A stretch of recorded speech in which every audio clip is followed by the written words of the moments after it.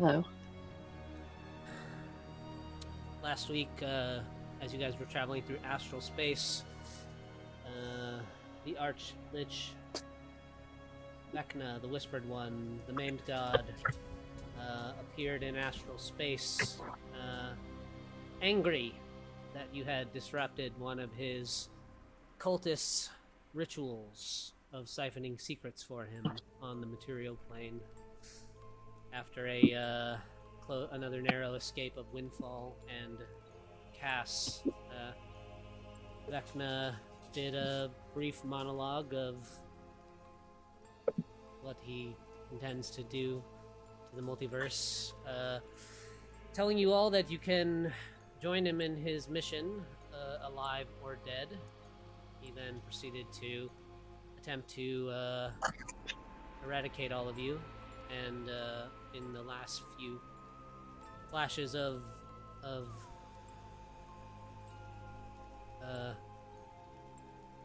combat, as Vecna was plowing his way down the hull of Mercy's ship, Jin, along with his simulacrum, was able to whisk you all the way to Eberron, a teleportation spell, where you appeared in a shaded valley inside of a dusty old cabin that belongs to Jin here on Eberron.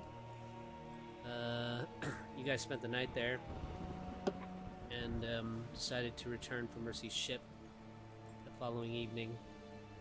During the encounter with Vecna, you exhausted all of your many resources, and Lepus implored to their god in the midst of battle, and a couple of seconds later, in real time, not in turn time, but in real time, about 20 seconds later, a massive gnarled tree appeared in astral space, floating on some silvery clouds, just after the rest of you had departed to Eberron. And Lepus, you met the witch Tasha and her current traveling companion, Illustral Silverhand, which none of you guys have really met yet, I don't think, but you had a conversation with Tasha in her flying fortress here in astral space, and learned that she is your stepsister of sorts, adopted by your mother long, long ago. She told you a bit about herself, and you guys exchanged a little information about your lives together. And upon your return, Tasha and Illustrial are still hovering near your vessel, Mercy. They offered to bring you all inside so they could have a conversation with you all. And you begrudgingly or suspiciously agreed. Now your ship rests in the holding bay of the large astral tree, and Illustrial and Tasha have gathered you all here at this marbled table inside of her own vessel that travels the multiverse.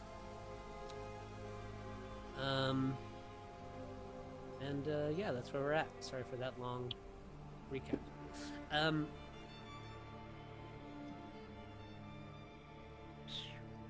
If you guys wanted to,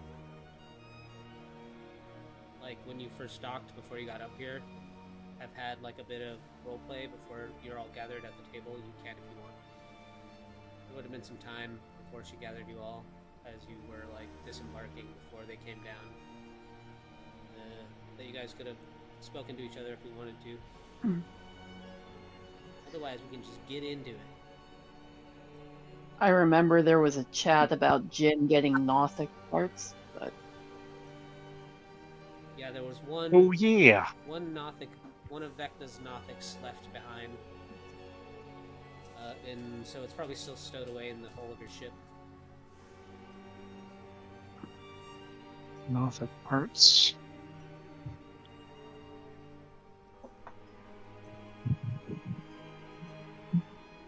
very good for magical doodads and spell people. Mm-hmm. That's what I'm told. The pistol and the sniper rifle were magical. Ah, shit. I totally forgot about those. Oh, the ones that you picked up somewhere? From the Windfall, right? Yep. yeah. Yep.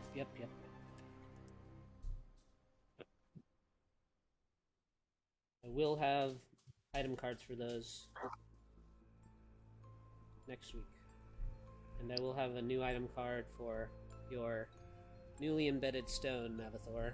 Your chromatic orb is transformed.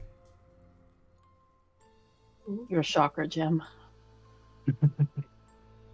Your dye of many colors.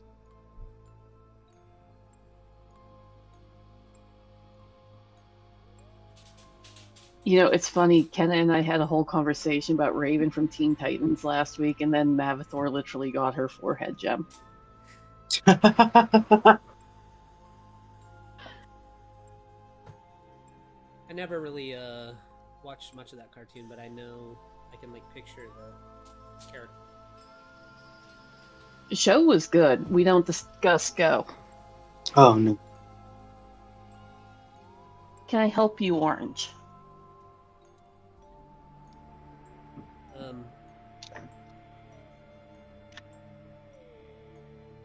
Well, you guys all get gathered around this table with Tasha and Illustrial, and the silvery-haired woman, just sort of standing at the head of the table.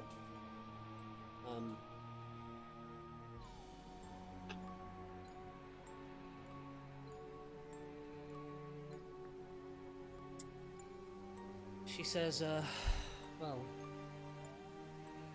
I'm glad you all returned.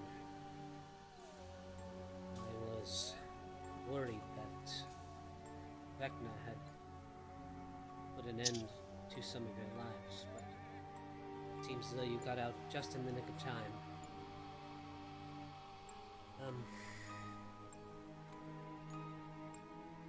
My name is Illustrial Silverhand. This is Tasha.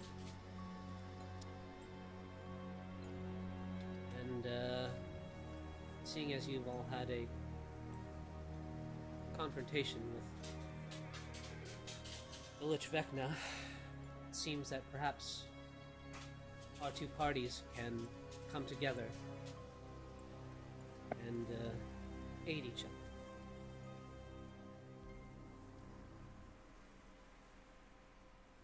What's your stance with Vecna? She says,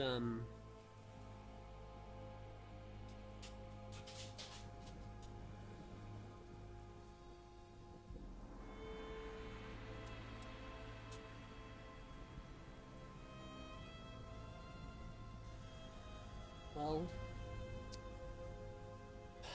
we recently caught wind that cults of Vecna are rising up all across the multiverse, and they are acting twofold, conducting rituals to extract powerful secrets from people across so many worlds, and they are also hunting relentlessly for an ancient artifact known as the Rod of Seven Parts, or perhaps otherwise known as the Rod of Law.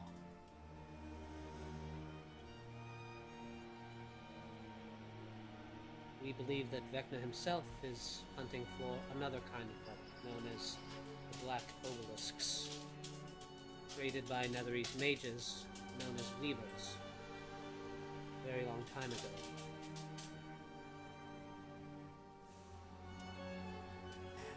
Would Mercy have heard of either of these two?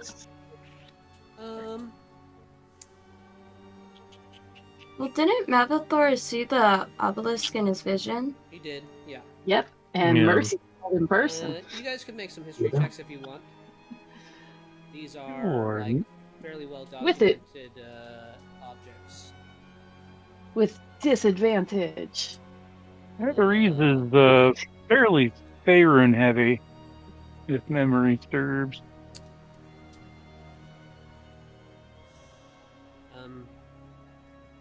Illustrial says, well, I could illuminate you all a little more on the Netherese. I think their history may play an important part in solving this puzzle. As though the things that we believe that Vecna are currently up to might be true, we are still uncertain of his true motives. He has the obelisk. Well, there are more than one of these black obelisks. The Netherese created many of them. And something we didn't know until quite recently is that the Netherese scattered them all throughout the multiverse. Like you said, sir, and she gestures to you, Jin, it was originally thought that the history of the Netherese was confined to Toril, but we now believe that not to be true. In our travels and research, Tasha and we've discovered some possibly new knowledge that may aid us in times to come. But in the early years of men, the Netherese were tribesmen. They were living in the shadows of the spine of the world. Their origins most certainly are in Toril. Eventually these tribes that banded together and carved out a place for themselves, and as their power and influence grew, they eventually came into contact with the elves. These two peoples became friends, and the elves decided to teach the Netherese magic. It was discovered then that the Netherese had an innate talent at magic, and their grasp of magic quickly outpaced that of their teachers, the elves. Netherese society flourished, and soon even the lowest members of the Netherese could do simple magic. The best of them began to call themselves Arcanists. And it was the Arcanists who continued to explore and push the boundaries of magic. Eventually, a true prodigy of magic was born, a babe by the name of Karsus. He cast complicated magic by the age of 2, and by the age of 22, Karsus had started his own arcane college, where arcanists of the same mind would come to continue to push the boundaries of magic. As well as by this time raising his first city into the clouds.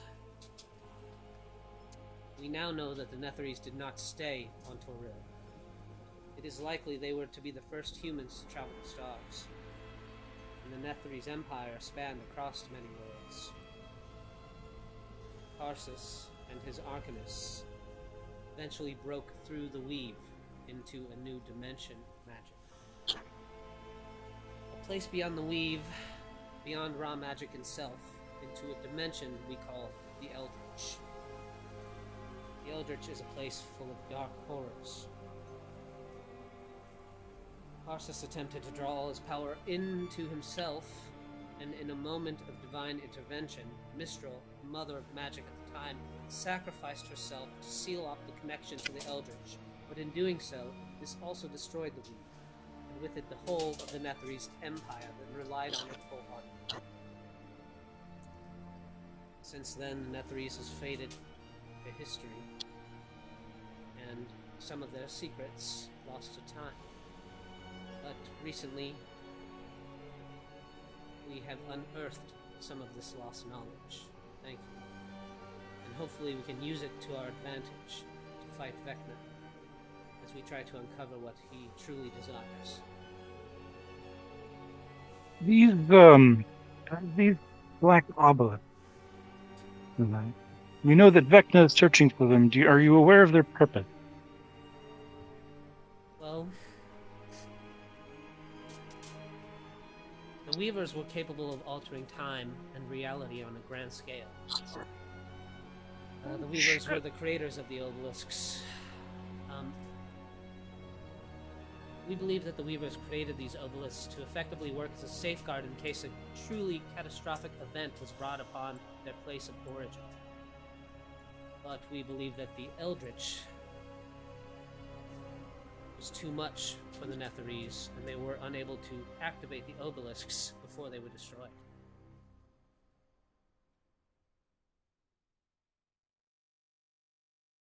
Curious. So, as of now, Tasha and I have been searching quite fervently many worlds for the pieces of the Rod of Seven Parts, but so far our search has been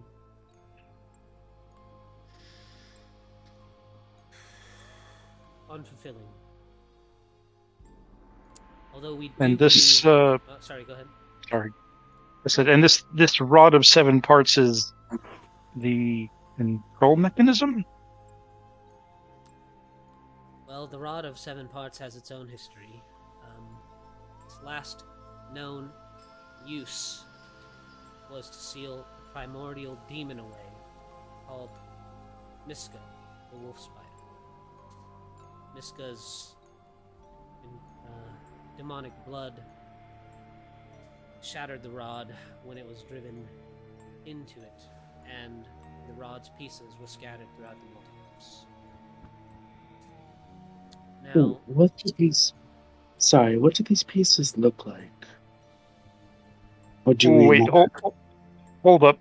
Is Lepus in the room with us? I feel like Yeah. that should be addressed. he is. I think I dropped out for a minute there. Did I miss?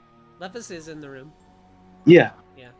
Lepus is currently under the umbrella of Tasha and Alestriel, and they don't know anything about your guys' recent difficulties, so they're just talking to you, you know what I mean? You guys are probably all glaring at Lepus, you know. Oh yeah, that's exactly why Lilith hasn't said anything. Yeah. Oh yeah, Mercy's just been staring him down from the wall. Alestriel says, as soon as we heard the whispers of Vecna rising again, I gathered the most powerful mages that I currently know. I, Tasha here, and one of our other companions, Mordenkainen, came together, and we tried to conceive of a wish spell to head off Vecna at the pass, and end all of this before it could begin. But something went wrong. Mordenkainen was injured in the casting of our spell, and was unsuccessful. Ever since then, we've been searching for the pieces of the Rod of Seven Parts, because we believe that Vecna is after them, and whoever finds them first has the upper hand. As I said, though, we have been able to locate any of them, although now we believe that one piece lies somewhere in Eberron, and we believe that a astral traveler that goes by many names, but most recently is known on Netheril as Windfall, is also in possession. The Rod of Try Yeah. asking Mr. She Shiny has it. over there. So, when do you plan to execute Windfall's agents?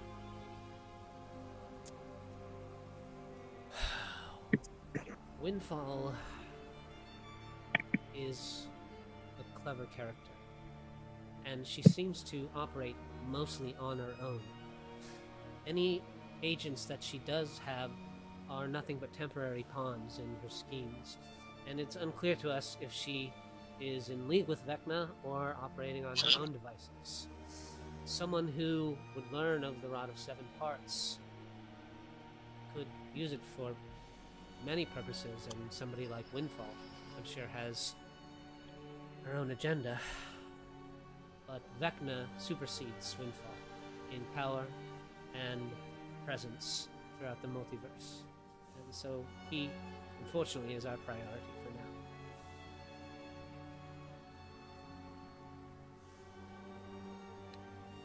now. So your plan is then to release the traitor into our custody? Question mark? Well, Windfall's fate we have not much interest in beyond requiring her piece of the rod if she does have one. However, She does. disposing of such a dangerous character would be beneficial to most, and I would not protest to her befalling unfortunate fate.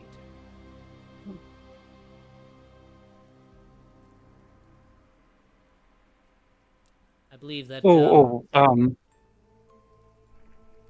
people should be I allowed... wasn't speaking of. Sorry, go ahead. No, it's okay. You go ahead. I wasn't referring to Windfall. I was referring to the traitor currently in your possession, listening to Traitor? Lepus. What do you mean? I think traitor is a too big a word. Don't think so. I'm sorry, I misunderstood you. One in our company is a traitor? To whom? To all Hey, of us. Lepus. Lepus. Yeah. How did you get to this part of the Astral Sea? I was flying captive With? with Windfall and Cass. Captive?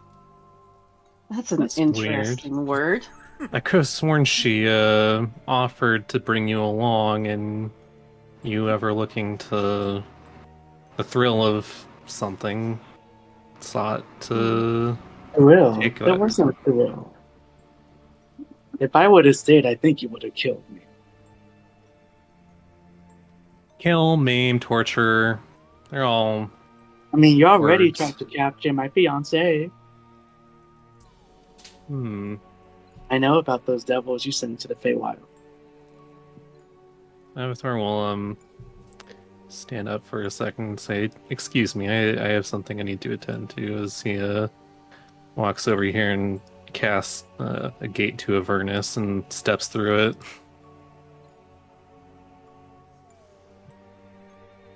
What do you call helping them knowingly escape? Well, that was because if I didn't, they would kill Phylaxis. And you took them at their word? Do you think Vecna is the only powerful enemy we have? No. But Windfall is powerful in an army. She can travel. She obviously is. She has the power to do what she said. okay. One question then. Now, I don't know Phylaxis, but answer me this. Would he be happy knowing the choice you made to supposedly secure his safety? Supposedly?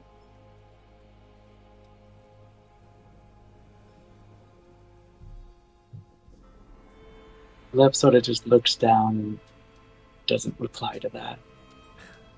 Celestial, Okay, she says, this line of questioning seems like an important matter, and I'd like to sort out who our allies and enemies are before we enter into any kind of arrangement. So let's make this official, shall we? And Celestial reaches into her billowing silvery white robes and pulls out a small orb, kind of like it looks like a large pearl, and she mutters a few arcane incantations under her breath, and you guys see like a purple sort of triangle form under Lepus's chair, and she puts you in a zone of truth. Should we wait for Mavathor? I think so. Yep. Mavathor, you step through your gate to Avernus. Yeah, he's gonna look around for his second in command. Yeah, you find Garaxis in the forge. He, as soon as he sees you step through the gate, he drops to one knee and bows his head very low.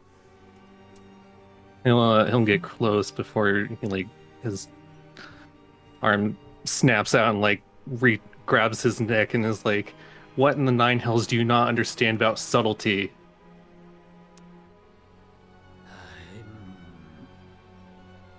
My apologies, Master. I things got out of hand, and I may have reveled in my new power a little too much. A little too much. Interrupted some proceedings in the Feywild, and there were a few powerful Archfey present.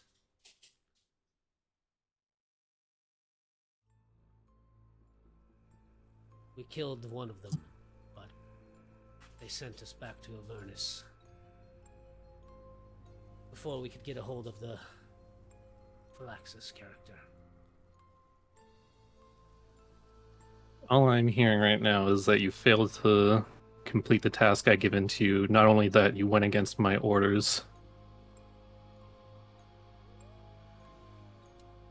He'll look for one of the other devils that he sent on this mission. I assume they're hanging around. I mean, you can summon them.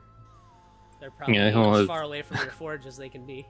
Yeah, he'll summon like 2 Orthons, and he'll look at them and say, "Tell me, did you inform my second in command here that this was supposed to be a covert operation?" It started out that way, Lord, but the Archfey, they just detected our presence. They drew us out into open combat. It couldn't be avoided.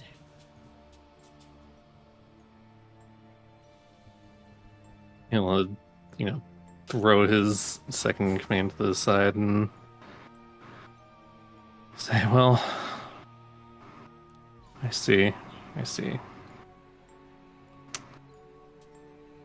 You, since you failed in your mission, you've relinquished your bounty from this contract, and seems I need some devils around here with a little more temperance.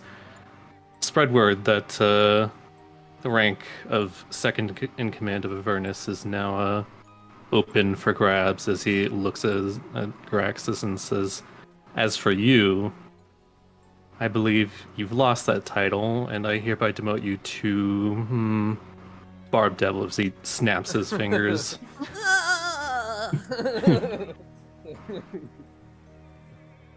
Holy crap. He Says, "Now if before he like slinks away, he kind of turns back and he says, "There's something you should know, Master." what?" Phylaxis. Yeah. When the fighting began, he transformed. He fought like a devil himself. It seems that you can take the Eladrin out of Avernus, but you cannot take the Avernus out of the Eladrin. There is something left of Avernus within him. What an interesting prospect.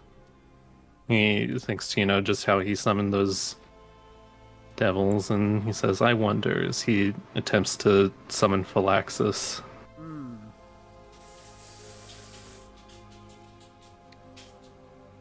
Over here. You attempt to summon Phylaxis, and a few moments go by, and then you feel like a cool breeze blow through the forge. It kind of washes over your infernal skin, and like some of the fire giants that are hammering away kind of like turn in surprise as well, and a projection of Phylaxis, an astral projection of Phylaxis appears in like a billow of leaves, and you see him as in his like Eladrin form at first, and he grins at you, and when he grins, it goes like a little too wide, like you can kind of see Smiler there a little bit, and he says, I earned my name here in Avernus. Yes, you did. You told me many times how 70 deeds. years in Avernus, and you think I would be that easy to kill? Well, not really. I've kill was a strong word. It was supposed to be capture, but And you see as like he's speaking to you, he kind of half transformed back to kind of like what he looked like as Smiler, like thorns and twigs grow out of the back of his head. He says, well, your influence might be growing by the day, but it still doesn't hold sway over me. And he reaches down to his left hand and he kind of touches this translucent image of a ring on his finger. I have my own protections against you. oh, it's lovely. Do you want to see what's become of your other half? Damn. He see his grin kind of turn down. He kind of retreats back into his Eladrin form a little bit. He says, you have no reason to harm Lepus. Oh, no. The harm that he's doing is all his own. As far as I know, he's betrayed me and my compatriots in a ill-fabled attempt to apparently protect you from an individual known as Windfall.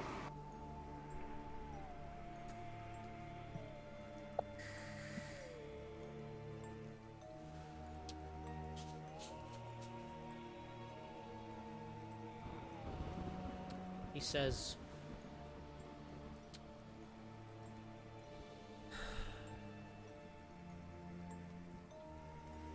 I haven't had the time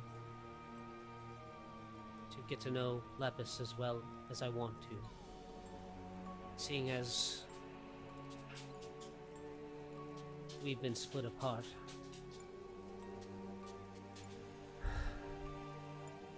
But I know that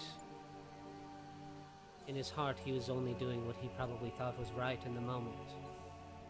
You have to know that we creatures of the Fae are impulsive. It is difficult for us to act in reason.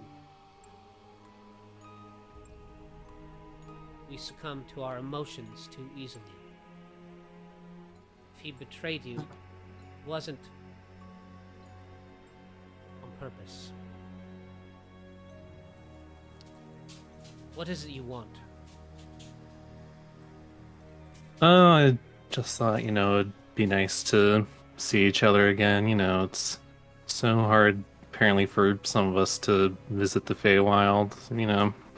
I have no doubt Lep has been thinking about you a lot, and over the table, has Lep's vampirism shown? Yes. Okay. He'll say, because, Lep recently embraced undeath as a vampire, or some adjacent form of it.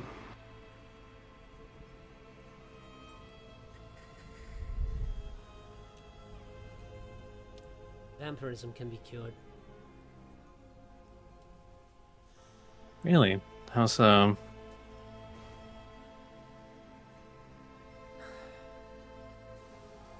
It's nothing more than a curse if your magic is strong enough.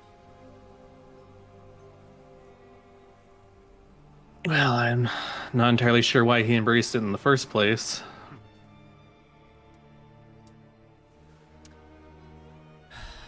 I can't speak for Lepus's choices, but I would have you remember the aid that we both gave you in Avernus, returning Elturel to the material plane, fighting demons alongside you.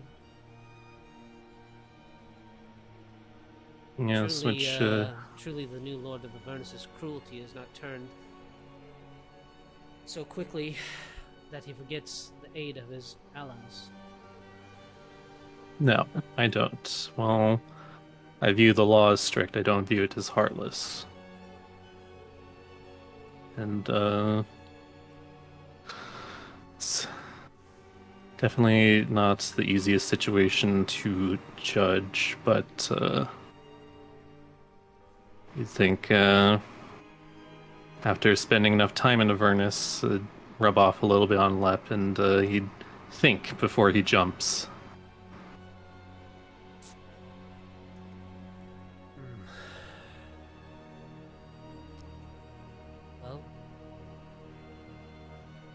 Lepus is young still. He has many lessons to learn. And, he has not been given the benefit of learning them on Elven time. He's been thrust into mortal worlds. To him, everything is new there. You must consider that his experiences are not like yours. They're experiences he was never meant to have so young. Perhaps at all. And the Archfey somehow decided he was a viable candidate to be sent into Avernus?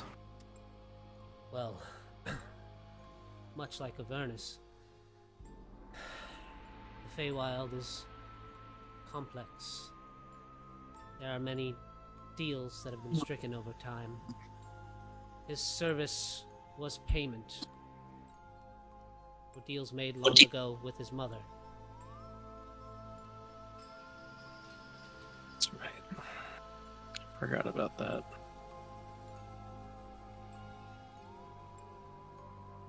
Well, needless to say, I'm sure you have a lot to think about.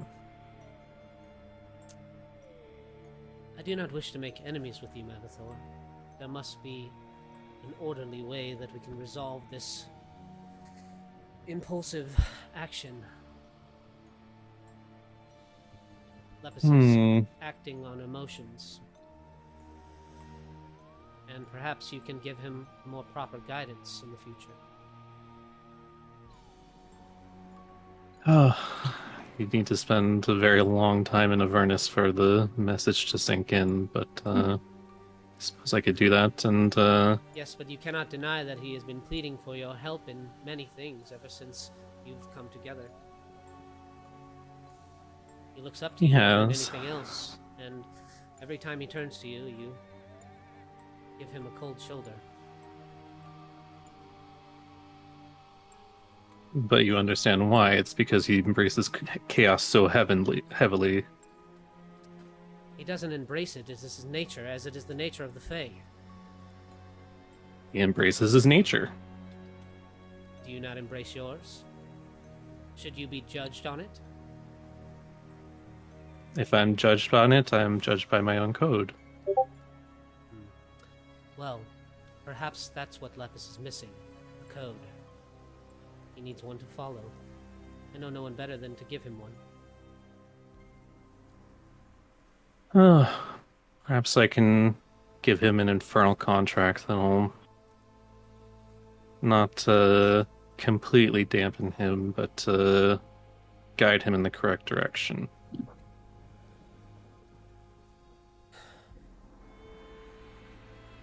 And, what about you and I? How would you like to resolve this conflict? I don't think that we want to be going eye for an eye while you contend with bigger matters. More than likely not, but if I'm to continue forward, I need Lepus's mind in the game, so I need some form of assurance from the Archfey that you'll be under heavy guard and constant supervision so that his mind can be calm, that you won't be killed by windfall out of the blue. Well, how about we make a deal then? You promise to be more attentive to Lepus's needs, bring a bit of order into his life, and I will sign the contract with you. He'll reach into his bag and pull out a little knife and, nick the side of his hand, and pulls out a quill and starts to write down an infernal contract. There's another cold breeze, and the leaves that are now kind of translucent, piled up on the ground, whirl up again, and Philaxis appears before you in the flesh.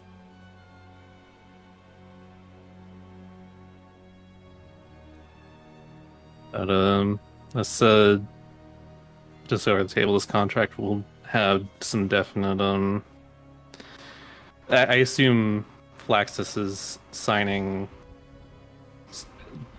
basically to ensure that Mavathor gives Lepus the correct guidance he needs, but he's going to need very specific quotas to meet here.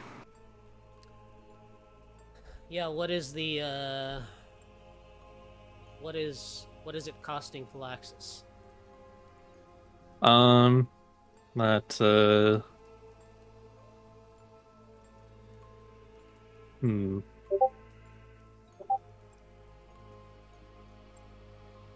It's a good question.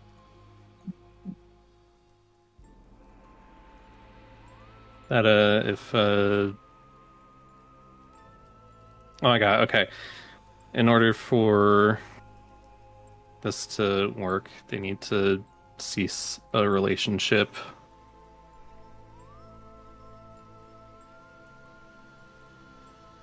In order for Lepus to ensure that he's focused on nothing but this contract.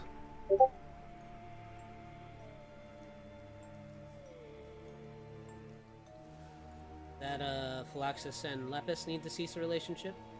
Yes. And what happens to Lepus if he doesn't agree? If Lepus doesn't agree, then the contract is null, but if he does agree and at some point they reignite their relationship, both of their souls are forfeit to Mavathor.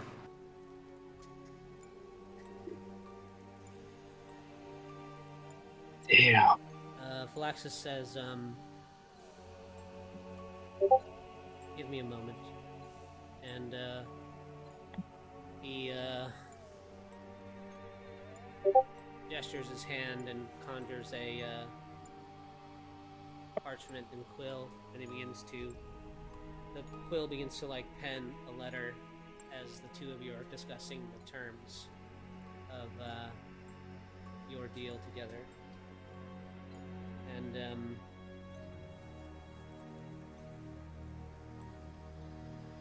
Falaxis says,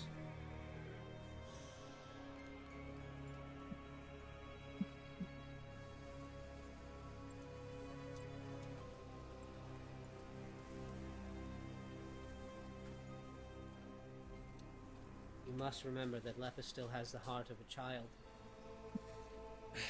That his impulses and his actions to you may seem driven by chaos, but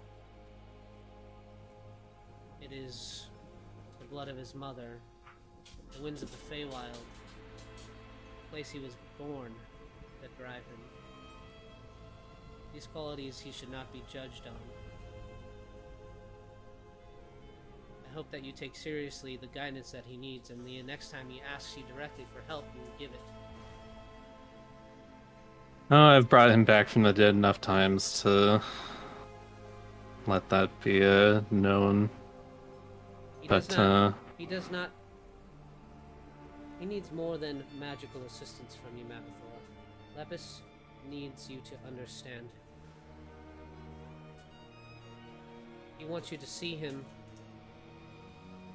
as an equal. I believe he has a lot of I believe he's come to look up to you. Although I don't see why. if he wants to be treated as an equal, then he should act accordingly. He hands you the letter that folds itself up into a little envelope. And a little stick of green wax appears that ignites on the end and begins to drip. And he presses his ring into it and hands it to you, and he says, "This should suffice to sever the relationship between Lepus and I."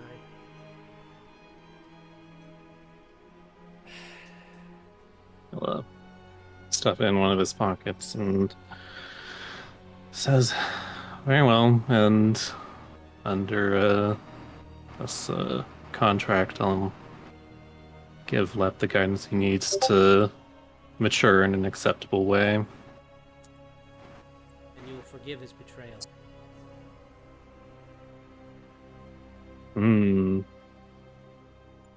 He thinks for a moment and says, You cannot. that might cost you extra. You cannot give him the guidance he needs while holding the malice of betrayal in your heart.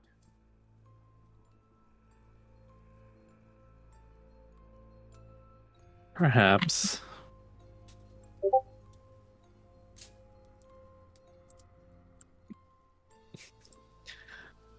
You know that the deal is fair. And you know the words that I speak are true. Yes, you're lucky I'm such an accommodating Archduke. Another Archduke would very much, for lack of better terms, screw you out of everything you have. Then I bow to your grace and wisdom, Lord of Avernus.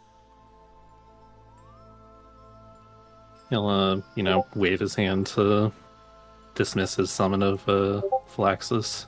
He signs your parchment, and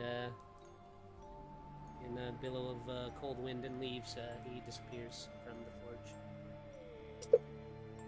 forge. Thorn will turn and re-enter his gate as the gauntlet still kind of dripping with the blood of his former second-in-command on the wood, and he looks down and says, sorry, but from the looks of it, your woods need a good staining.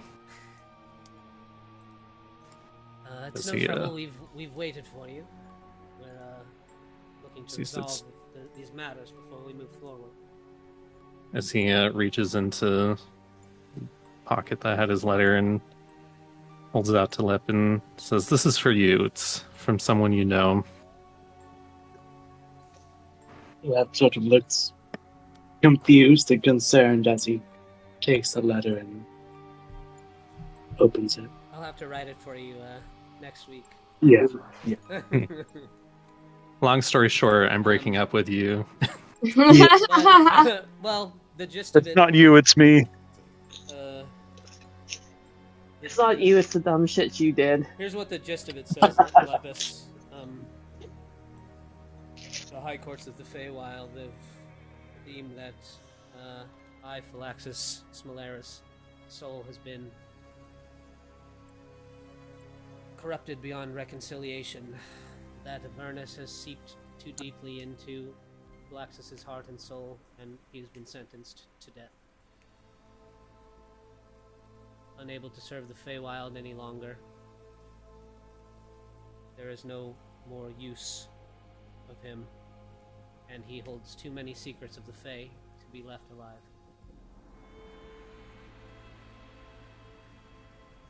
You see Lep read the letter and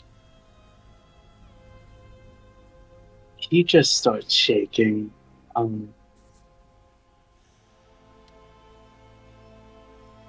He finishes it and he... And there's... I'll write you a full letter, but there's there's another piece that's maybe important that we can just get out now. That's something along the lines of like, you must take this as an important lesson. Although you did nothing wrong, now that you are not a part of the Fae and you live in the material world, your choices are meaningful, and you will all too quickly suffer the consequences of your actions. Try your best to never again betray one of your companions. Something along those lines. Yeah. Yeah, I mean, I think he's just in shock for a minute, and then he sort of looks up to Nabathor.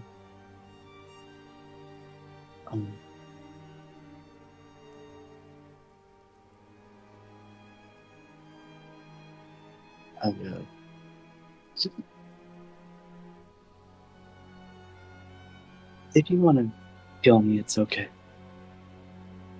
Well, unfortunately, I can't do that as much as everyone else around here would like to. Well, actually, they can. I can't.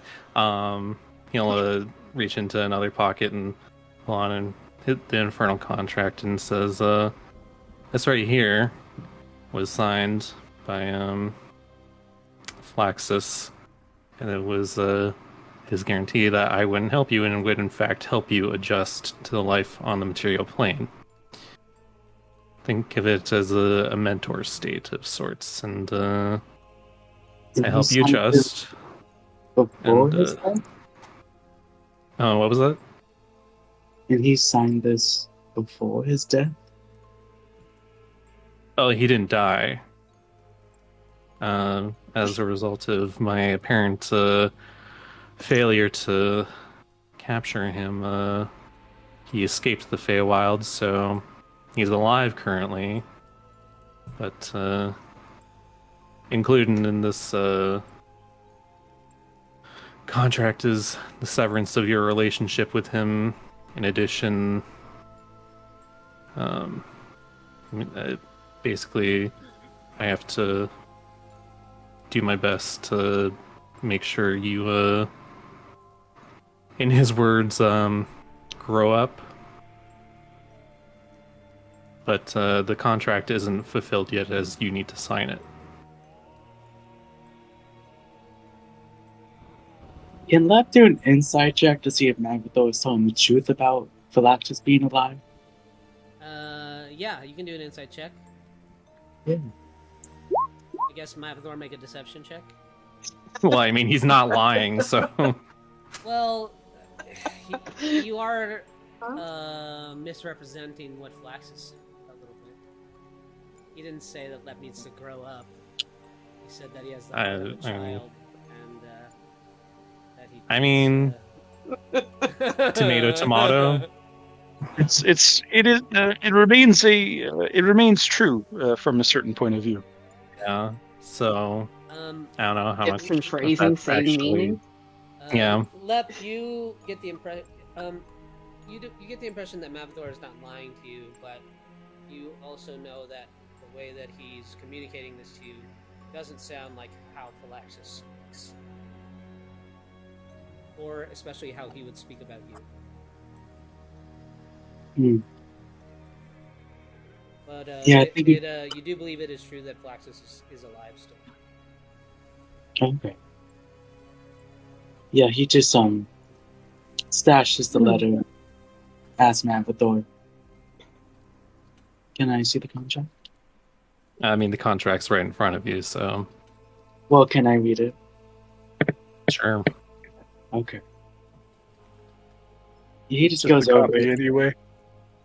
just making sure, everything is correct, or as per what you said. Yeah, is there anything hidden in the contract, Mavathor? I don't think there's anything particularly insidious aside from the fact that if they do pursue a relationship, their souls are forfeit. But that's just an assurance from Avathor to make sure that there's no going back around and saying "gotcha," essentially. Sure. Are there any stipulations in the contract that suggest that Mavathor must do everything in his power to prevent Lepus from taking harm from outside sources? No, it's just more that Mavathor has to be more attentive to Lepus's, whenever he asks for guidance and help. Mavathor in the past has been fairly dismissive in most of these cases, and Phylaxis wants Mavathor to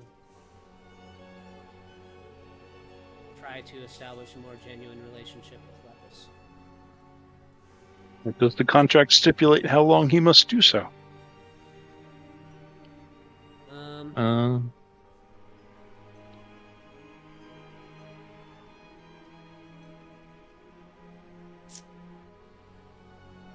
Probably, while they're together.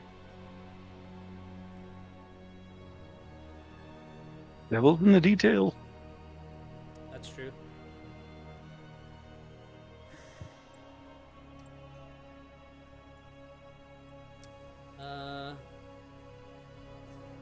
Yeah, probably as long as they're traveling together, working together. I don't know. What about how long do you think, Mavathor? You want to put a time, Yeah, on it? that's a reasonable assessment.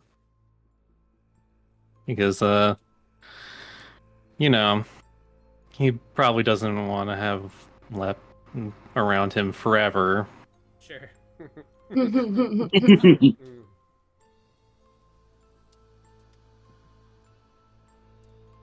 So until it's reasonably decided from both parties that the contract can be nullified.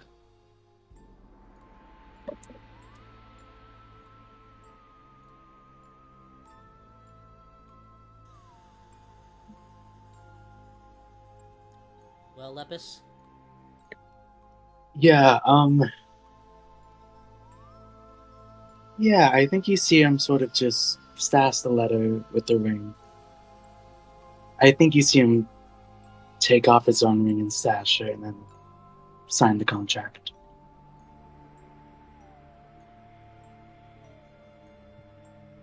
He made a wise decision.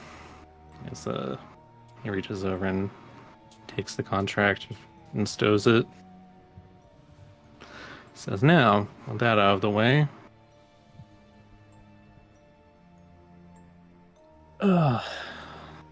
I thought I heard something about forging an alliance between us. So your conflict is resolved between each other then? For now, yes. I would hope so. Windfall remains a problem and a threat, and does so because of your twofold interference. That is a crime you still have to answer for.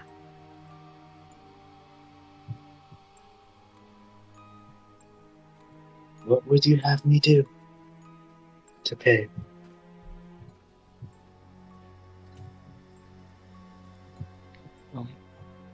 Look for mercy. Well, it looks to Mavathor. He just kind of shrugs and is like, here's a little tip for everyone. Let's wait until we kill Vecna to come up with a punishment. How about that? Are we okay with that? That sounds good to me. I will ask either Tasha or the other one whose name I've already forgotten. Celestial. If they are capable of casting the Gaze spell. The gash? Or gaze. Gish. Probably one of them probably is. This level Well, enchantment. during this time, I think Mercy's just going to. Sorry. No, go ahead, Mercy. No, Mercy's just going to be casually, unslinging her gun and looking it over, Oh, gotcha. Okay. and she'll just look at Lepus. Lepus just looks sad. Tasha, You only get to betray someone once. So, if anyone has a reason for me not to, I'll give you the count of 3. She's just going to lift it. 1. You're pointing it at Lepus? Getting ready to. Tasha, well, make a, make a charisma saving throw there, Mercy. Yay! Nope. Tasha, you guys hear Tasha. I don't think I could have made that with you a guys crit. hear Tasha's chair slide back as she stands up, and there's a little flash of purple magic in her eyes. And she says, now there'll be no need for violence here in my tree. and you feel your hand like being forced back down onto the table. Tasha kind of looks you all over with the purple flash in her eyes, and she says, Lepus and I spent the evening getting to know each other a little better. We share a bond, you see. His birth mother is my adopted mother. And we got to speaking a little bit about each other's lives, and he told me a bit about the circumstances under which you have now become aggravated by him. And I must say, as I look upon all of you sitting here, I see scars, I see the weathering of time upon your faces, the strain of battle and the stress of broken promises, perhaps. In each of your lives, is there not something that you would have gone to the ends of the earth to protect? And she kind of, with this like little bit of a tinge of anger on her face, like looks at you one by one, like she glares at you for a few moments. Mercy, not anyone that you would have given anything for to have one more day with. She glares at the rest of you. Not any mistake you made in your past that resulted in the suffering of others that you would do anything to correct. Careful. This judgment you're all bestowing upon my brother here seems quite harsh. I dare say that Raiders none of you cause are death. angels.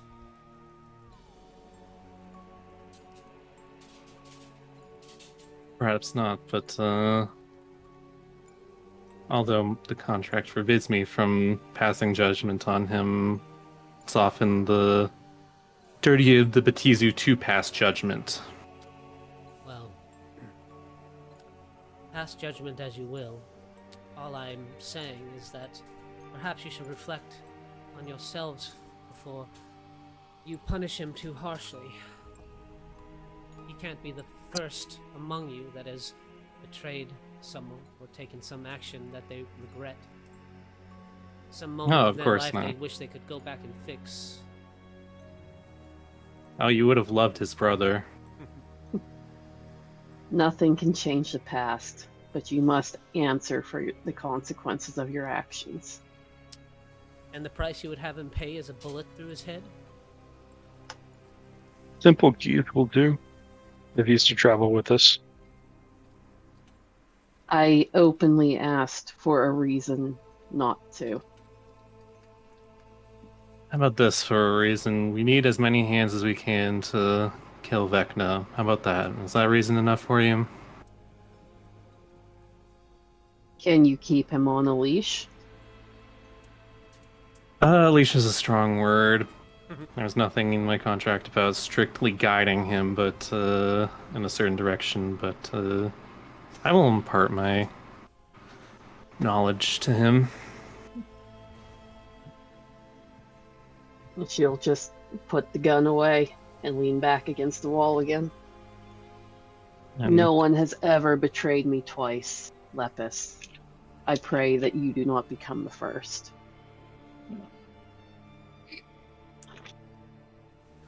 Well, seeing as I've just been united with my brother, I hope to get to know him a little better, and perhaps we can discuss what it means to be a good companion, a good friend, a good ally.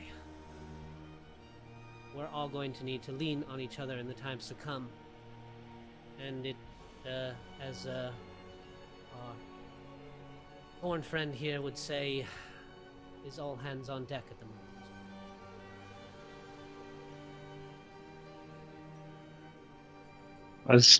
As long as he's bound by geese or gaze. Oh yeah, what's the gaze? Or- Let me look at it. It's a 5th level spell. Carry out some service. Not or currently refrain. in my not currently in my spell book, but they should have it. Basically, as long as he's under gaze, to It's in the serve the. spell. Well, he's sort of already under a contract that would result in his certain death should he betray again. So Yeah, I don't know if we need to double stack it on him. yeah. If he fails Never hurts to, to be never hurts to be thorough. since Nope. since he signed the contract, if he does fail to uphold his end of at least trying to learn from Navathor and ends up betraying the party again, it will result in his soul being damned along with Phylaxis. Tasha says, well, now that we're on the topic, I suppose it's as good a time to bring it up as any. The marks you carry, the marks of the maimed god, they are not simply blemishes upon your skin. You all have been corrupted by Vecna. His dread magic has weaved its way into your souls.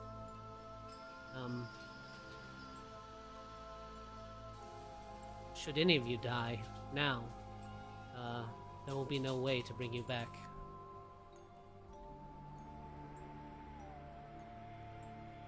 Mechanically speaking, mechanically speaking, you all now are on one death saving throw when unconscious.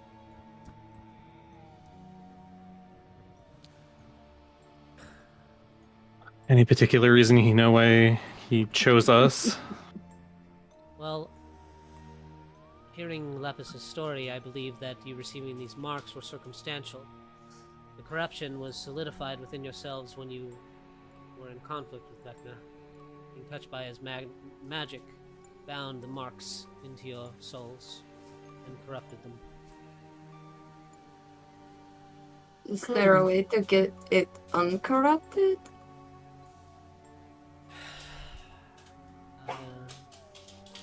The only certain one I could think of is ending Vecna's terror across the multiverse once and for all. But I'm sure that we can put some of our energy into researching it further. I've collected a sample from Lepis for this purpose already. No, the reality altering wish spell is beyond me at this time, but surely that. Well, as I had spoken of, we attempted one, and whatever Vecna has going on, currently that is a dangerous game to play. The threads of the multiverse are in a shaky state at best.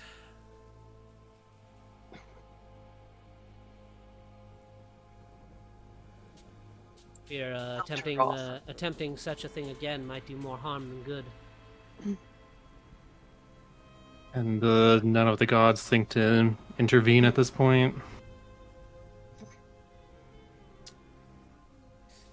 Well, the cults of Vecna are spreading rapidly throughout the multiverse. And the gods don't always work in the ways that we can see them, but the gods brought me here to intervene in your conflict with Vecna.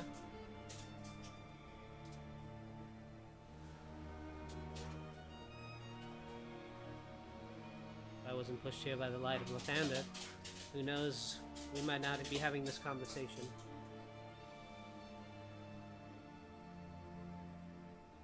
No, we'd still be in Eberron, and Lepis would be in a box.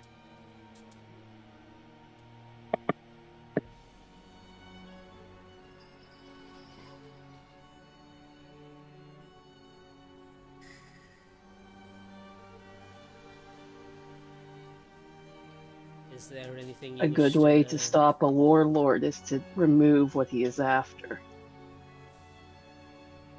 You said he's That is looking true. for obelisks. Well, that is true. We do believe that he is after the Rod of Seven Parts, and we believe he is after the Black Obelisks. So we do have that knowledge on our side. Isn't he also less than whole himself? I know he recovered a body part, but he's still missing something, so that's another thread, right? What is he missing? His eye. No, Vecna is whole.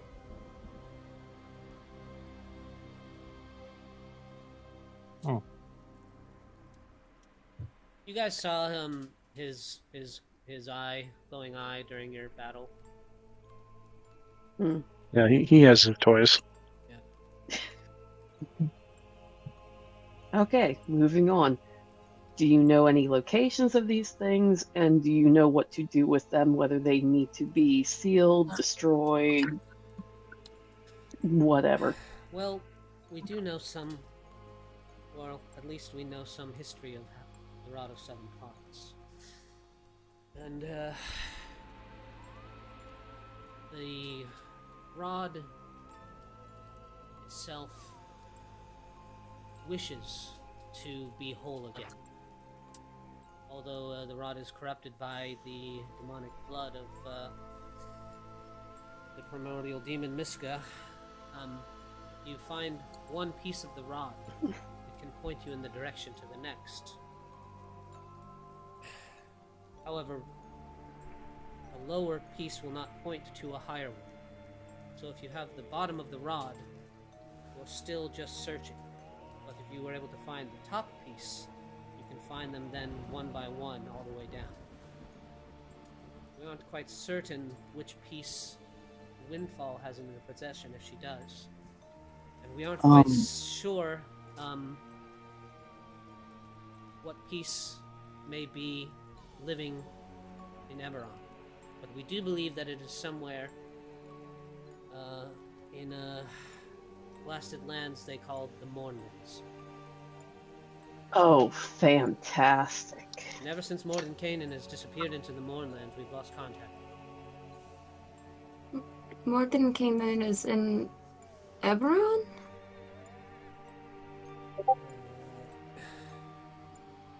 I saw him in Barovia not too long ago.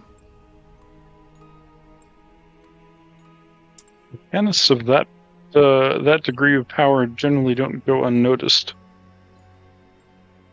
Illustrial and Tasha says, well, Illustrial says, Tasha Mordenkainen and I have been working at this for a little while now. It wouldn't surprise me to have heard that you spotted Mordenkainen in Barovia. Our search for the rod pieces are far and wide, spanning many worlds. Yes, as it turns out, one of the pieces wasn't Avernus, but she took that with her when she left. Well, that is a Also- confirmation that is most needed. Yes, and I don't know if this information is useful or prevalent to you at all, but she allied herself with a vampire named Cass. Well, don't get me started. He's not as bad as he seems. Not he's bad. He's bad. No, Yeah. he's incredibly Here's your first lesson. He is as bad as he seems. Tasha His diary seems to contradict your theory. Tasha says, yes, he is an interesting fellow, isn't he? Uncovering the scattered pieces of Vecna's tumultuous history has been a meticulous task, but we have learned, and I guess it has been known in some circles for a long time, that Cass was once Vecna's general on Orith, as they conquered that world together. But they had a falling out, and in the conflict they became mortal enemies.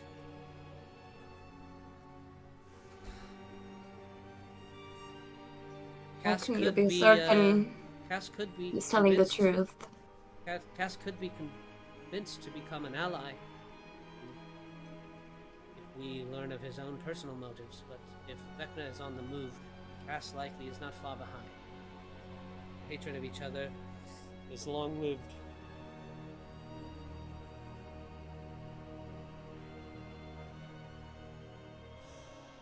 As long as you haven't seen the two of them together, it's fair to say that they haven't mended their old rivalry. No, he still hates him. Yeah. I still can trust him as far as I can throw him. That's not very far. He was Don't learning. underestimate your strength. I suspect you could throw him pretty if sufficiently motivated. Oh, kind words from you, Jin. Celestial, or Tasha does say, from what I've learned and read, it seems as though Cass has felt he's always lived in the shadow of Vecna. And, he yearns for Vecna's power. So it would be fair to assume that Cass's own goals Just as bad? may sort of overlap with ours in as far as overthrowing Vecna. But I would not say that Cass's own intentions after that would be any better. He is a dangerous man in his own right, even if he does not possess the power Vecna does.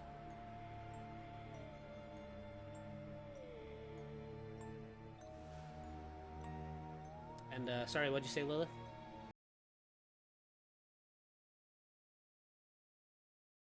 What I don't understand, is what your wizard friend expects to find in the Mournlands. There's nothing there, but or the morning was less than a decade ago. There's nothing there but ruins and a glass continental scar. And the Lord of Blades. Well, Yeah, that me too. would have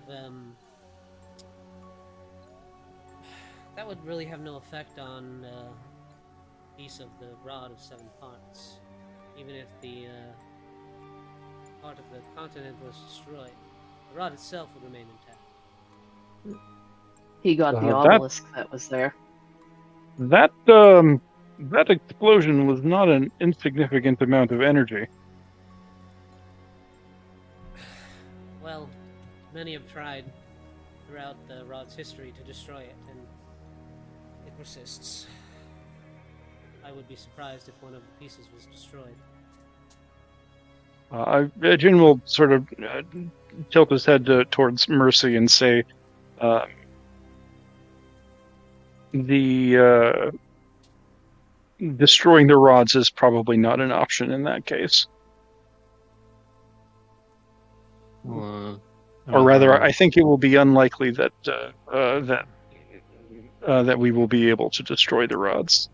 Well, the last use of the rod was to banish a powerful demon lord. The rod's pieces are together in the right hands. It could be used as a weapon against Vecna. You could use it to banish him. But in the hands Indeed. of Vecna, it could be used as just the same. If you don't mind me asking, where have you guys looked for the rod or the parts?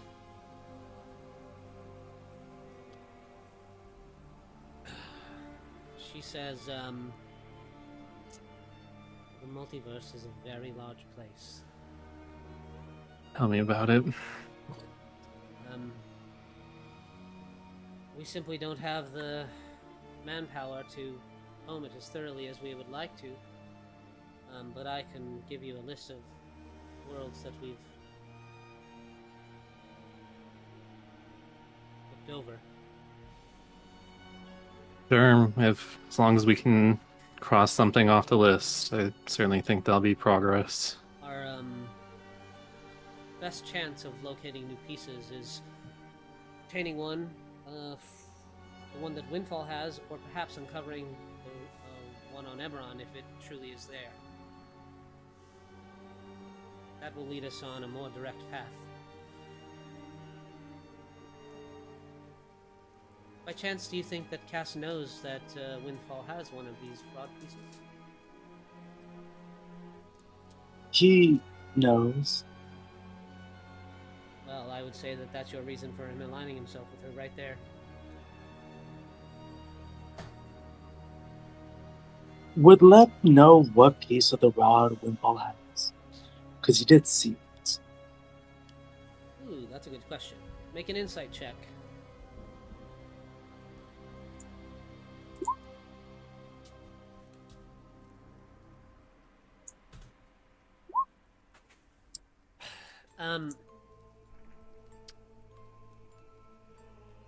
Illustrial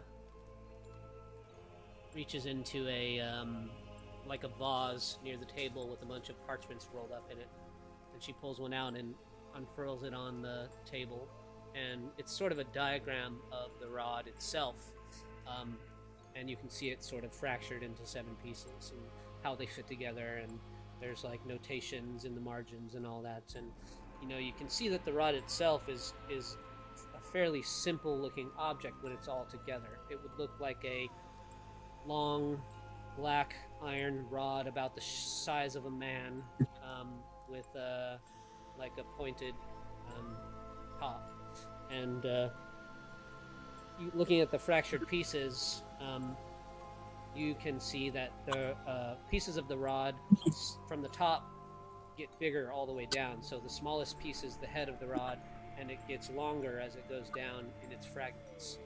And Windfall had about a 15-inch segment of the rod, which is the longest fragment of the body. Jin pulls out a blank book, and then proceeds to cast prestidigitation to make a image copy of that image with notations and whatnot, and then cast prestidigitation a second time to shrink it down so it fits on a page, and then cast prestidigitation a third time to change that image into an ink print. Oh, nice. I think that's the most I've seen prestidigitation used in a D&D game. I was thinking about that the other day. I was like, even just in this game itself, I was like thinking of, because like in Eberron, it's so much more, magic is so much more prevalent in daily life. It's like you need to start using just like low like cantrips more often with NPCs and stuff. I mean, there's a whole. I bet they had their archaic system of sending people with the message spell. Well, even when I think about as it, their in, like, UPS. in, like other games that I've played in, I think people view like using the roleplay cantrips as kind of like a hindrance or an annoyance to the game. Like it's probably just a lot of the time never given the focus or opportunity to be used. Like, oh hell no, as you get mileage out of that. Yeah. Yeah. You make a copy of the parchment. Lep sort of points out to the Illustrial nods. She says, "Well, I'm glad that you're all taking this seriously." Copy. She says, so, what do you think? Does it sound like we can work together to combat Vecna's terror upon the multiverse before it culminates into an unraveling of all of our ends? As long as Lepus is put under magical compulsion. Or bound by magical compulsion. My contract, he's well enough in line. But I would caution. Yeah, he's looking at Tasha and straight and says, I would caution against sending specifically me anywhere even close to the abyss. I have no doubt my presence there would be like a flame to moths. Sorry, I missed the first part. I was. He's talking to Tasha and Lestriel and say I would, advise if, we find there's a piece in the abyss, don't send me, because that's just asking for unbelievable amounts of trouble. Tasha says, "Oh, sorry, that reminds me. The demonic corruption of the rod draws demons to the rod's pieces like moths to a flame, as you so eloquently put it. Oh, great. We've been Awesome. trying to use that in our searches. We know that the blood wars have recently swollen on Toril. We all know, and across the multiverse, the presence of demons are higher than usual. So it's made it more difficult. But Frankly, I wouldn't be surprised if one of the demon lords were looking for it themselves. it is, Or all of them. It is quite certain that they're under everlasting search for the pieces of the rod. However, the rods don't call to the demons as fervently until they are within the hands of another.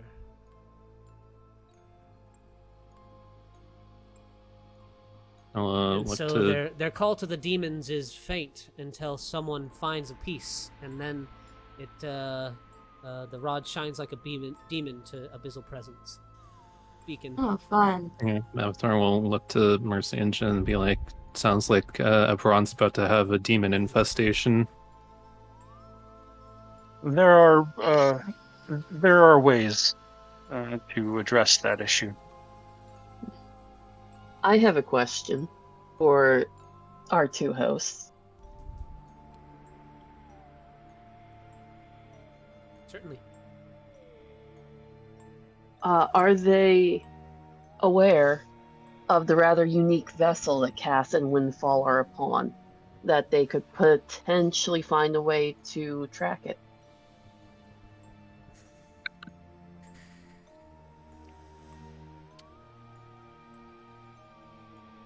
I mean, If they can't do anything against Vecna specifically.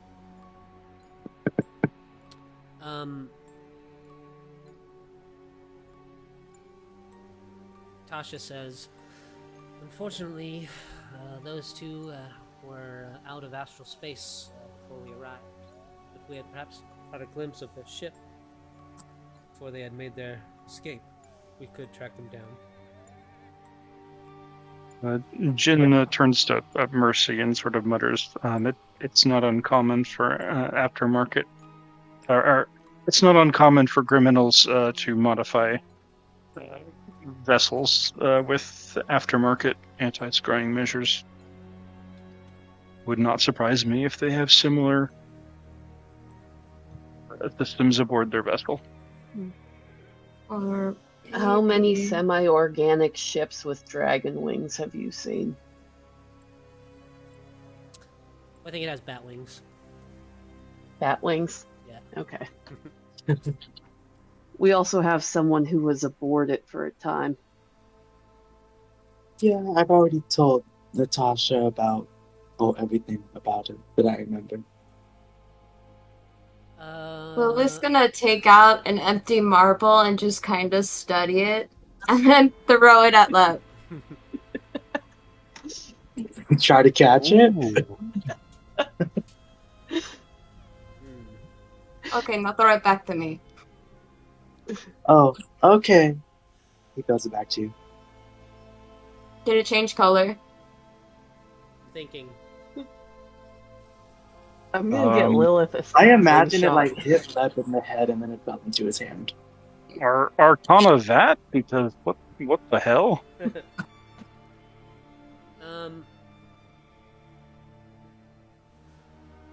What check did I have you make before? I can't remember when you were communing with, trying to commune with the Raven Queen. What check did I make you roll? Was it a charisma saving throw? I think so. Yeah. Make a charisma saving throw. Okay. 28. Nice. When the marble bounces off Lep's forehead and lands into his palm, the marble quickly fills with a cloudy, murky substance and deposits one of Lep's memories into it. Okay, she's gonna look into the marble. Does it show the ship? Yeah, it shows the inside of the ship with when Cass and Lepis are making tea together out of Cass's You made tea with him? poison out of Yeah. the trunk of poisons. Yeah. What I is told that? you this. Would inside of the ship help? I thought they were outside because the ship was healing. Oh. I think we were outside, but then we went back inside. Yeah, in and outside. The ship just needed to be powered down and resting for it to repair itself. But they could go in and out. It's possible that this could help. Something more useful would be one of his possessions. Then we could do some divination. I have this sword that he gave me, and it belonged to him. I have his diary. We have the pistols and his sniper diary? rifle and all the passports and identity information of Windfall. Yeah, Actually, doesn't Lilith still have Windfall's rapier from the Oh yes, I do math? have that too. Yeah, so you Yeah. have plenty of their possessions for them to scry on. Just dump a bunch of stuff onto the table. Yeah. Diary, Yeah. rapier. I'm not sure what this says about us. Either we're kleptomaniacs or we've beaten them so many times we've taken everything from them. The Little thing about the adventurer's tax is, if you attack us, we're entitled to kill you and take 100% of your stuff. Yeah. Yes. But again, like Jin turns to Lilith and says, "What is that?" Referring to the marble. Oh yeah, maybe I should tell them about this. She's gonna look over at Avatar. So apparently I can capture people's memories now. Mercy's Tried it against, immediately going to stiffen. She tried it against Vecna, but it didn't really work. That's why you saw her throw something at him. Well, technically it did work. It just didn't give us a good memory. And you have to throw these at a person to take their memories? I mean, in my defense, I didn't know how it worked, and I was just trying to come up with a distraction so you guys could get back in the ship. It was just a coincidence. You will keep those far away from me. Are we understood? As you wish. Thank you. I am going to strongly ask that you not use those on me either. If you want to use be them a on bit me, more then. polite. That's fair. I I promise like I you, will. Lilith. Don't make me change my mind. For your own health and safety, you will keep those far away from me. I promise not to use them against any of you. And she looks like she has again, without your You permission. can use them on me if you want. Okay. I don't mind. Just gonna look down at the two empty marbles and I can't waste them. Illustrial says, well, seeing as you already have a vendetta against Windfall, perhaps you all would like to take up the mission on Eberron to seek her out and try and obtain her piece of the rod, and perhaps while you're there, keep an eye out for our companion, Mordenkainen. What does he look like?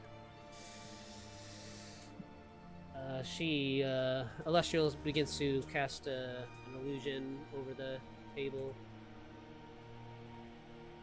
Only one of the greatest wizards of all I'll time. do I'll do that same prestidigitation trick to make another sort of ink copy of his picture into my book. Fun fact, I'm already hunting Windfall, so... Well, at least you'll be hunting her on familiar ground. She says, Mordenkainen is an exceptional wizard. He is confident and quite assured of himself.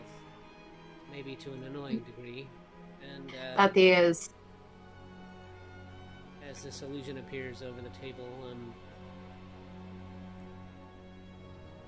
she says, as I said, as we attempted to combine our magics together to formulate a wish spell,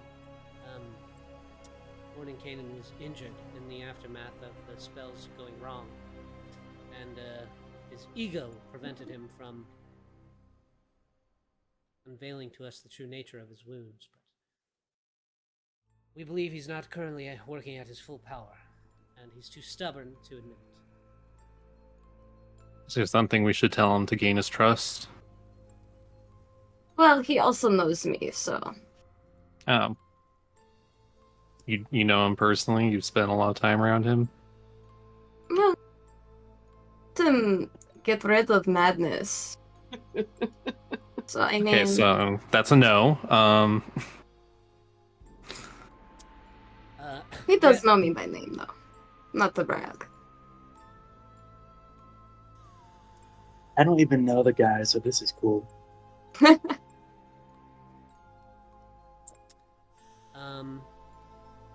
Yes, Illustrial says, if you do come across his path, you can ask him how many sisters are there, and he should respond to you. He should respond to you 8.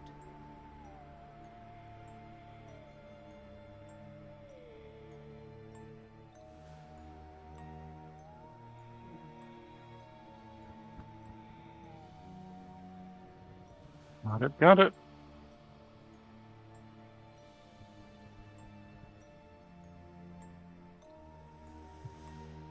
So, while we go digging in Eberron, where are you guys going to look?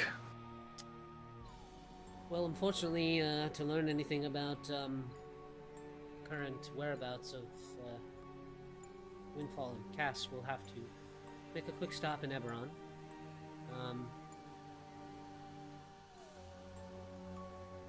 So we can drop you off there and try and divine their presence with these trinkets that you've gathered from them. That would be expedient.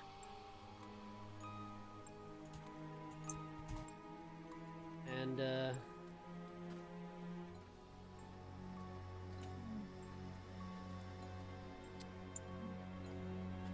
suppose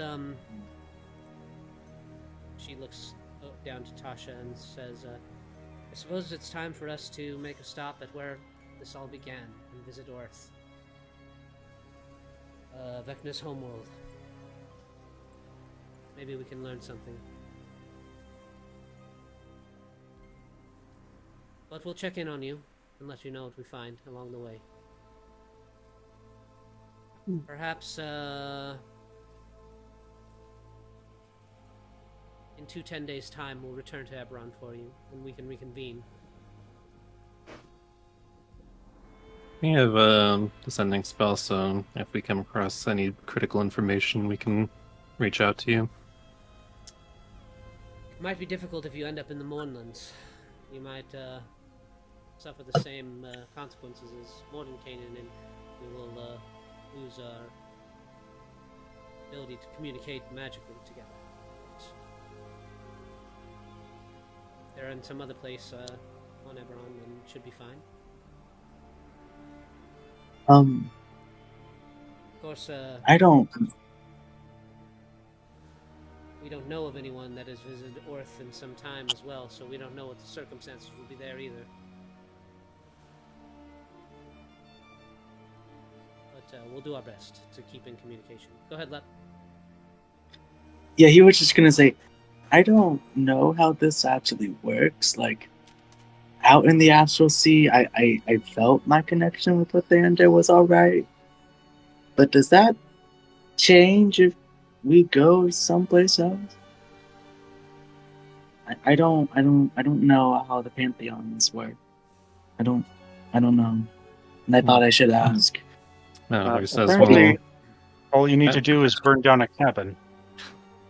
and Mavithor says, that's very funny, Jin, but It's because Lathander doesn't have a domain on Eberron is the reason you wouldn't be able to use, or well, more precisely grow your clerical abilities. So as a result, either you need to adapt to one of the Eberonian gods, or you need to find something else to use as a focus. Would my magic still work the same, or do I need to? Do I need another Eberron god for it to work? Might be less effective, and you probably wouldn't be able to use your channeled divinity. Okay.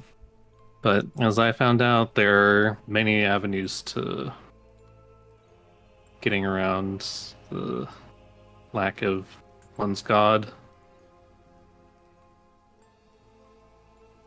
Okay. I just didn't know, and I didn't want to be useless. That's fair enough. Illustrial says,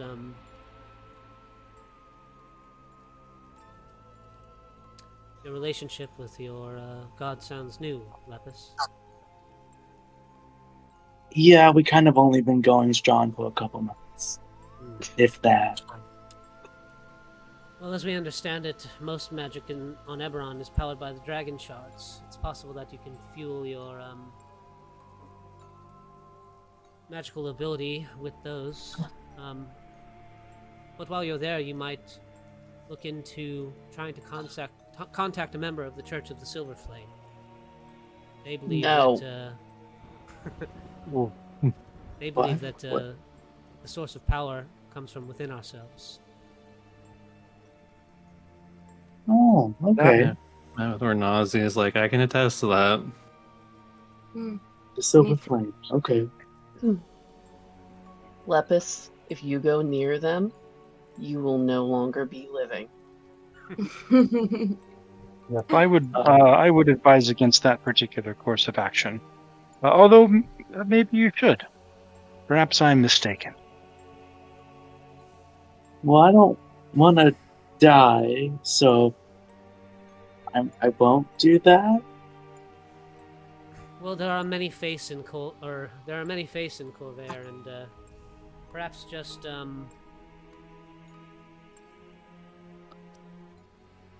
researching the faith of another world might bring you closer to Lathander in some way.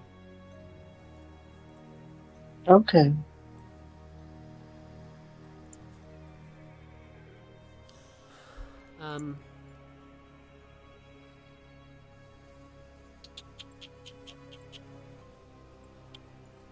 Oh yeah. I was gonna. Well, it's kind of past, but Illustrial says if you need me to, I can try and conceptualize the multiverse for you in a visual manner. That's a thing? Of sorts. Consider me intrigued. She holds out her hands and begins to cast another illusory spell, and you sort of see like a Milky Way type of star pattern scatter across the breadth of the table, and kind of floating in it are all these sort of almost like snow globes. You can see that all of the little globes that are now like floating in this smattering of stars are basically have little worlds encased in them. And she puts a little visual image of Tasha's tree like floating by one of the globes, and she says, well, we're sort of here and hovering beside Toril. And this is kind of what the multiverse might look like if someone were to conceptualize it in a visual manner. All of these globes are different worlds. They all possess their own laws and rules and histories, and she kind of waves her hand across, and some of the little globes start to connect with these like flowing threads of magic. And through time, the worlds can become connected through faith or magic or many other strange and wonderful means. And as such, through time, they can be destroyed. And she taps one of the threads and it like decays in a little pile of like necrotic stardust, or destroyed, and you see like a big eldritch horror looking creature like bite through one of the threads, and it goes and like shatters. And connections between worlds in the multiverse come and go,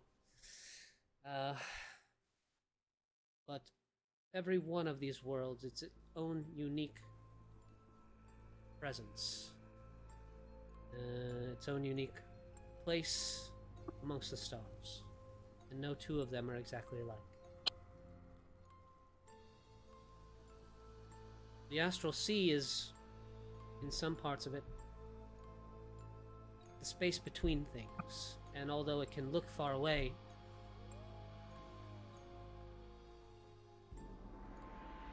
they're closer together than you realize. And she kind of waves her hand, and a big portion of the stars like go completely black to like show like the part of the astral sea that like Toril is kind of in fades away. There are whole swaths of the multiverse that, much like each one of these worlds, live by their own rules. And somehow, some mysterious force connects us all together, whether by the threads of magic or not.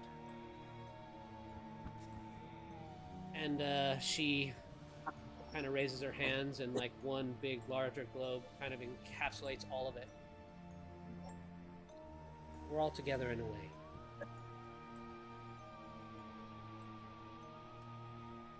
Now, if you really want to have trouble sleeping, and she like, you know, kind of does a little thing where like you would zoom in on a phone screen or whatever with her fingers, it zooms out, and then that one globe that was the big one becomes many other ones. And this can just go on forever.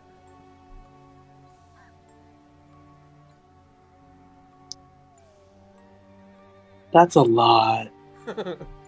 So, I That- suppose you asked why the gods don't intervene. Because it's quite possible that they've got a lot to look after. And much like the conflict that we are undergoing here, many more like them are happening throughout the multiverse.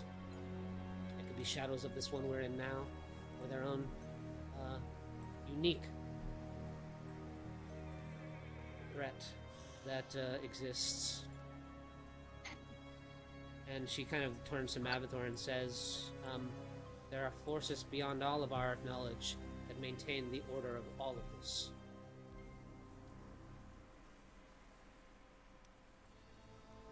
And questioning the motives of the gods will leave you with many sleepless nights.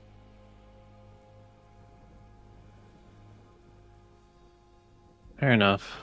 I just thought it would be in their best interest to try and prevent a complete and total disaster. She flashes the image away. She says, well, there's one small part that we haven't mentioned yet. As I showed you, all of these many worlds have their own forms and means of magic. Vecna has been collecting, through the work of his faithful, our servants, our secrets. And we've learned through our time as mages and historians that magic can be tapped from many places. It's possible that Vecna has tapped into some kind of secret magic within secrets. It's a tongue twister. But Secrets have power, yes, but not generally. They don't usually mean that literally. well, what is a secret? A secret is something that doesn't want to be known. There's a lot of power in a secret, because a secret has the power to change the course of history. who's to say in the breath of the multiverse that doesn't have power in itself? Well, If Vecna's drawing his power from secrets, perhaps it's simply something the gods cannot see. it's fair.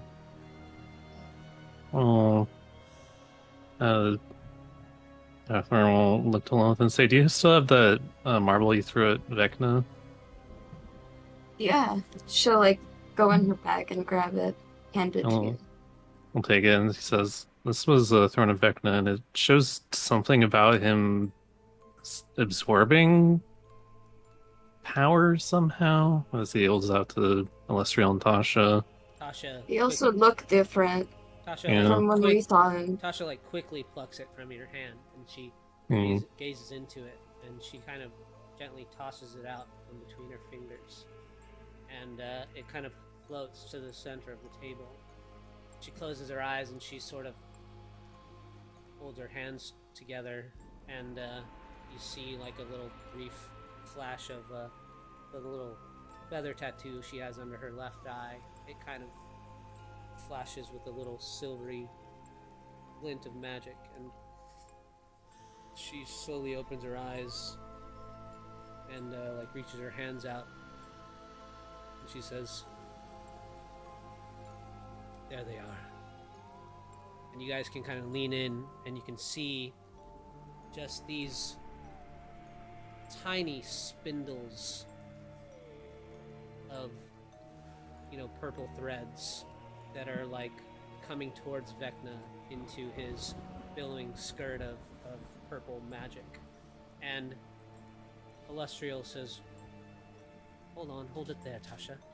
And she brings back the image of the multiverse, and there's a purple flash from the memory, and tiny little purple threads from the marble connect to all the little worlds that Celestial's showing, and you can see them just flowing from them towards Vecna.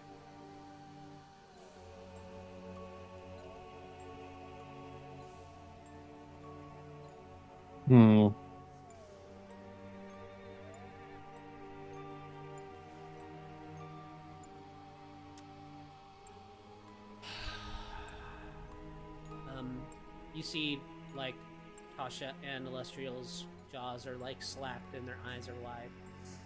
And,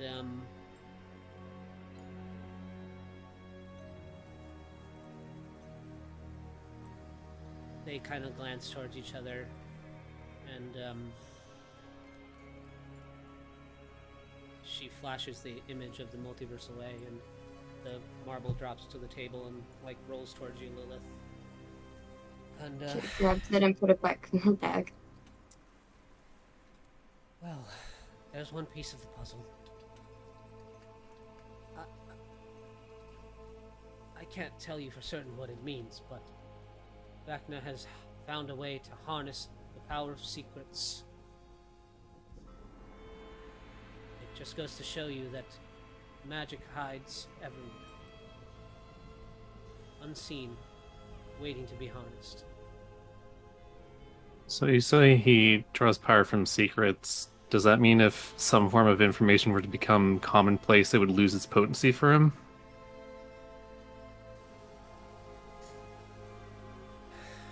It's possible. I dare say that's probably why he made his appearance, to stop in your meddling.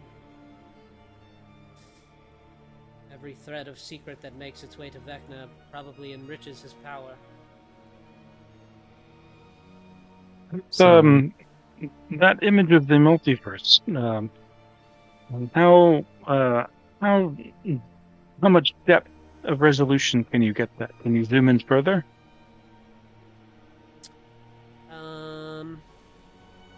Yeah, she could probably zoom in further. It's probably like a Google image thing, There's ships like flying around the multiverse just taking images, so it's like you guys can all see your, Oh, why not?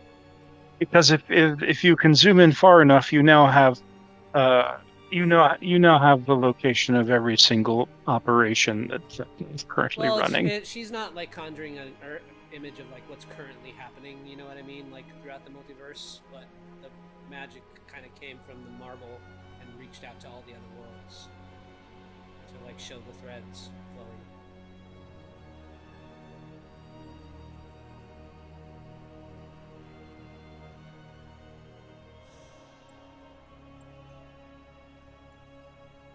With the help of Tasha, I guess.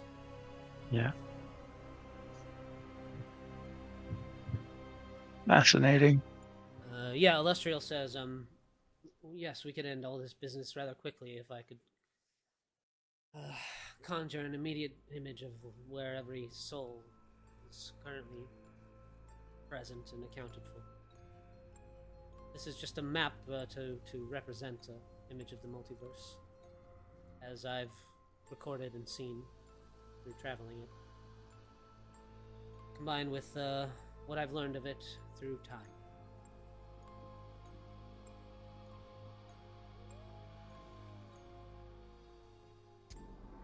Let's take our mid-session break. We're a little late on it. Yep. Sounds good. See you in 5.